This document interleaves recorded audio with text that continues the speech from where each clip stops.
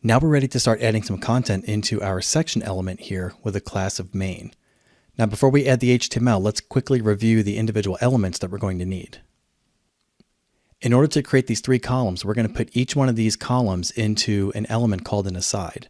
Each aside will have a div element inside of there. Then we'll have an H3 element with an anchor tag inside, so you can click on these, and then a paragraph element inside as well.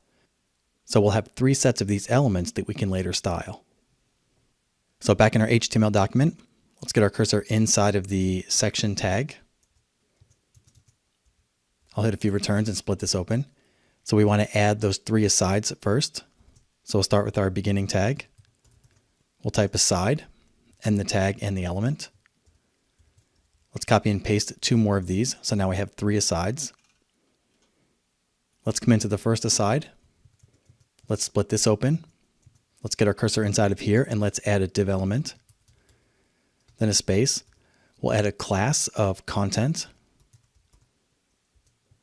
and the tag and the element. Let's come in here and copy this. Next, I'll get my cursor inside of here. I'll split this open as well. Then let's come in here and select and copy that entire content div. Let's split open the second aside. Let's paste in that div with a class of content inside of there. And then we'll do this for the third one as well. So now we have our three asides with a div of class content inside of each one. Now instead of typing all of the content that goes inside of these, let's switch back to our exercise files and let's go into that snippets directory. So inside of the folder ch01, inside of 01_01, inside of snippets, let's grab section content.html and let's open this up in our text editor. So inside of here, I have a couple of sets of snippets. Here in the first section, it says section-main. And here we have the first H3 with an anchor tag and a paragraph element for the first aside.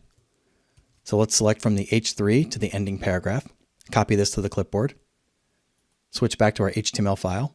Inside of the first element, let's come in here and paste that content. And I'll just format this a little bit. With that in place, let's go back to our snippets file. Let's grab the H3 up through the ending paragraph for the second aside. Copy that.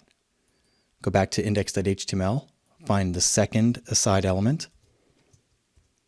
Paste that inside of the div with a class of content.